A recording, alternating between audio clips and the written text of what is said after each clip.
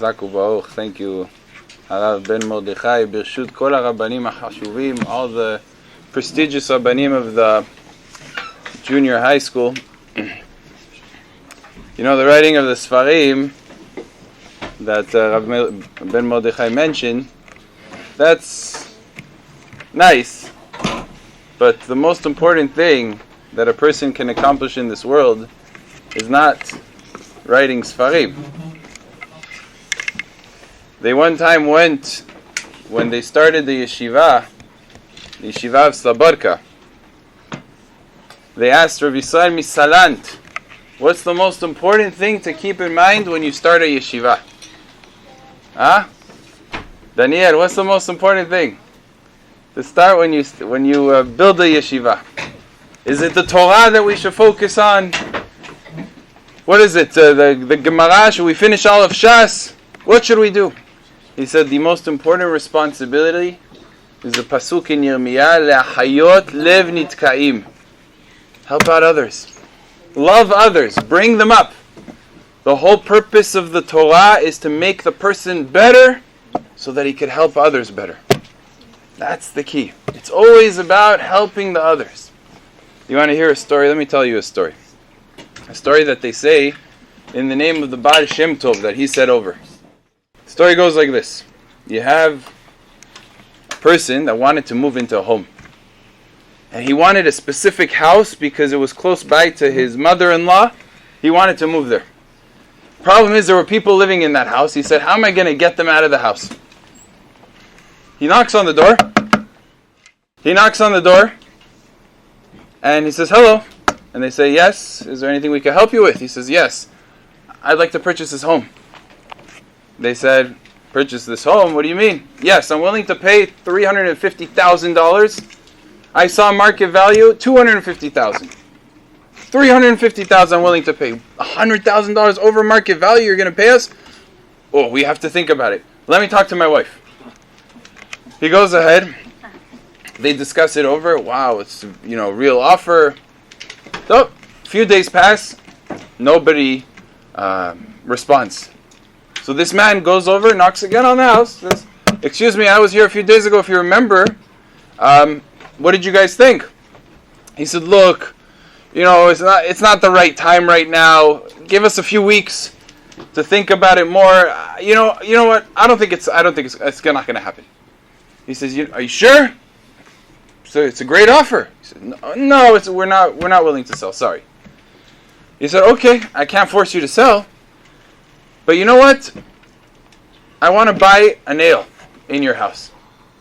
The man looks at him like he's from outer space. What do you mean? Buy a nail? Go to Home Depot, buy yourself a nail. As many nails as you want, you could buy. He says, no, you don't understand. I always have bags after I go shopping. And I don't want to put it in my mother-in-law's house. She always looks around in my bags and different things. I need to have a nail in your house where I could hang things. And that way, because you live right next door, if I could buy a nail. He's like, okay, this man's a little bit off, but how much are you willing to pay for a nail in my house? He said to him, $30,000. What is he? $30,000 for a nail.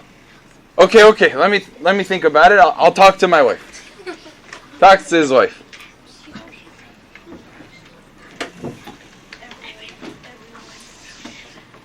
So, they talk it over. It's okay, you're sitting closer to me. You should be happy. We're close to each other. What's your name? Huh? Yirmiyahu. That's right, you see? You're the star of the show. Yirmiyahu. Okay, so let's get back to the story. You're following the story? Good. The story goes, he goes to them, $30,000 on the table, I'm willing to do it. He talks to his wife. She says, you know what we could do with $30,000? We could change the whole air conditioning system. We could buy new furniture. We could do so much with it. I think we should do it. He says, okay, no problem. He comes back to him and says, we're willing to sell for you a nail, $30,000. He says, great, I'm so happy to hear, but you know that the sale is final. It's a real deal. Contract, lawyers, everything. No funny games. It's a sale. He said, sale, no problem. He says, great, okay, bring the lawyers. They bring up, the lawyers, both sides. They write up the contract. One side writes up, I'm hereby Pironi is selling a nail, $30,000. These are the terms and the conditions. And they start enumerating them. Number one, the person is allowed to, at any point in time, walk into the home and put anything that he wants on his nail, but only on his nail. And the homeowner cannot go ahead and start searching in his bags, meddling in his bags. He has to allow him access to his nail and only the nail. And that's the final term that they put on, is anybody that breaks the contract of the nail will have to pay a fine of $50,000. Very high, or let's say $5,000. I don't know if it was $50,000, $5,000, a fine penalty for breaking the contract, breach of contract. They make the sale, they sign, Mazal Tov, they shake on it. Next day, the person who purchased the nail says, I gotta go ahead, and he went to Home Depot, he bought himself a nail with a wall anchor. He says, Chanukata nail. You know, you do Chanukata bait, he has Chanukata nail. He goes ahead and he takes the nail, puts it in. Everything is good. Weeks pass. Paid them the money. Paid them up front. Weeks passed. And all of a sudden, 4:15 in the morning, they hear knocks on the door. Everyone is asleep. Who's knocking? Who could it be? Is it the police? Did something happen? The father of the house walks in his pajamas, opens the door. Who does he see? This man. He's holding bags. He says, I'm so sorry to disturb you at 4:15 in the morning. I was on my way to Slichot, and I didn't have where to put the bag, so I figured I'll put it on my nail. Is it okay? He said, of course, this is the deal. Go put it on your nail. His wife and his children said, Who was it? He said, that crazy guy that paid $30,000. I'm not surprised. The crazy guy that's willing to pay $30 is going to come 4:15 in the morning. A few days pass. Again, knocks on the door. Super early in the morning. 4:15 in the morning. Again, he opens the door. This time he knows who it is. He says, okay, Tov, what do you got now? No, I got to take the bag. I'm going to put it in a different bag. He takes the bag off. He puts it in a different bag. And he leaves. He says, by the night, I'm going to come back. I'm going to pick it up. Tov, an hour or two pass, and all of a sudden, all of the family members start smelling. What's that smell? They're looking at each other. They're looking at the air conditioning they just put in. They can't figure out where's the smell coming from. What's going on over here?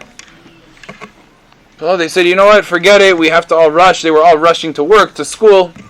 They go. They come back in the afternoon. Now it's not just the terrible smell that 10 times worse. They see all these flies running around. Flies everywhere in the house. They don't even know what to do.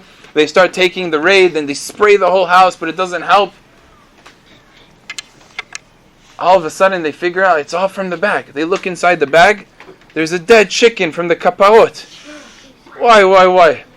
The wife tells the husband, get it out of here. It smells terrible. He says, I'm not touching it. No one's touching it. No one can touch it. We touch this. We have to pay money. No way. We have to leave it. So what did they do? They just went outside. They stayed outside. They couldn't smell it. They couldn't be in the house. Finally, the guy comes the following day. He says, please, take your bag. It smells.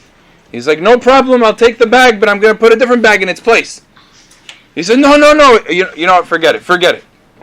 He says, take your $30,000. Here, I'm giving it back to you. Just enough. Sale's off. He tells them, excuse me. The sale is final. You can't just cancel a sale.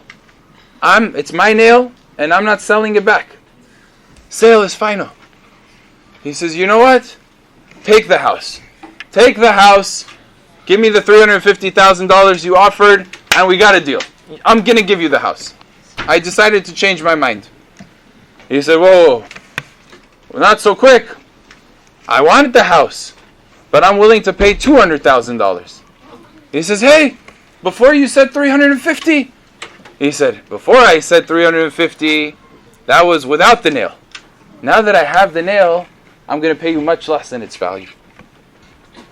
The Baal Shem Tov finished the story there.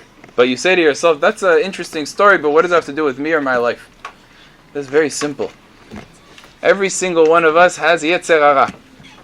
Every person in this room has the Yetzer Hara. It's part of the world. Part of the world. The Yetzer Hara doesn't know how to get into our homes. He doesn't know what to do. I need to find a way in. They're not just going to let me buy the house. I can't just walk into people's houses. I have an idea. I'll plant my nail. Nobody will realize that my nail is in there. Once my nail is in there, I could get into the door. It's a lesson for us. A lot of times, that nail is technology. Cell phones, internet, certain types of people, certain types of things that we could be doing. The Yetzer Hara says, look, no one's going to pick me up. I'm just going to sneak in there. I'm going to be in the technology. It's just a nail. It's just a nail. But that's how he gets into the door. We have to be so careful to not sell a nail to the Yetzer Hara. We have to make sure that we protect ourselves, we protect our homes, we protect our pockets. If we have phones, not smartphones, not internet, to be very, very careful with what we allow ourselves, because all he needs is a little opening and then he's able to come in.